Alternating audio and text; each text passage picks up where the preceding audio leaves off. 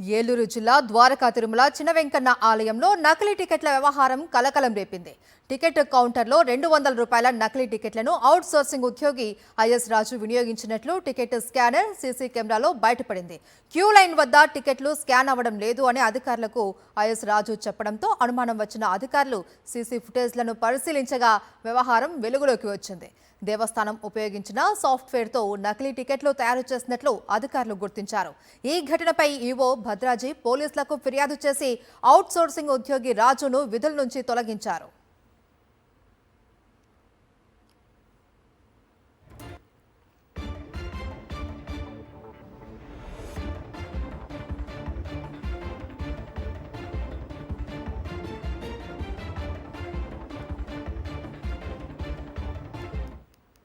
ఇదే అంశానికి సంబంధించి మరింత సమాచారం మా ప్రతినిధి పోతురాజు అందిస్తారు. పోతురాజు, మహేశ్వరి ప్రధానంగా చూసినాక ఏలూరు జిల్లాలో ఎంతో పవిత్రమైనటువంటి దేవాలయం ద్వారకా తిరుమల ఆలయానికి సంబంధించి కూడా వెంకటేశ్వర స్వామి ఆలయంలో నకిలీ టికెట్లకు సంబంధించినటువంటి వ్యవహారం కూడా ఇప్పుడు పూర్తిగా హాటాపిగా మారిందని చెప్పొచ్చు. ప్రధానంగా టికెట్ కౌంటర్కి సంబంధించి 200 రూపాయల టికెట్లు వేయాలి విక్రయించే తరుణంలో అవుట్ సోర్సింగ్ ఉద్యోగంగా ఉన్నటువంటి రాజు అనేటువంటి వ్యక్తి ఎవరైతే ఉన్నారో ఆయన కూడా 61 సంబంధించినటువంటి నకిలీ టికెట్లు విక్రయించినట్టు కూడా గుర్తించారు. ప్రధానంగా ఈ స్కానర్ సంబంధించినటువంటి స్కానింగ్ లో విక్రయించినటువంటి నకిలీ టికెట్లు ఏవైతున్నాయో స్కాన్ అవ్వడంతో కూడా వెంటనే అప్రమత్తమయ్యారు. వెంటనే అధికారులు పూర్తి స్థాయిలో కూడా ఎంక్వైరీ చేయడంతో ఈ నకిలీ టికెట్ల వ్యవహారం కూడా వెలుగులోకి వచ్చిందని చెప్పొచ్చు.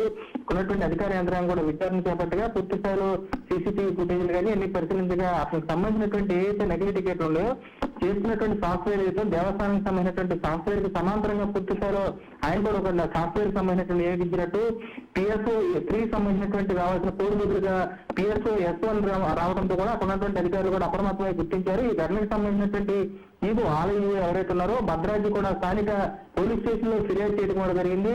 వెంటనే కూడా అక్కడ ఉన్నటువంటి అవుట్ సోర్సింగ్ ఉద్యోగి ఎవరైతే ఉన్నారో ఐఎస్ రాజును కూడా విధుల నుంచి తొలగించి పూర్తి స్థాయి కూడా పోలీసులకు అప్పగించడంతో పోలీసులు కూడా పూర్తిగా కేసు నమోదు చేసి దర్యాప్తు చేసినటువంటి పరిస్థితి కూడా కనబడుతుంది. Maheshwari, right, thank you Poturaju.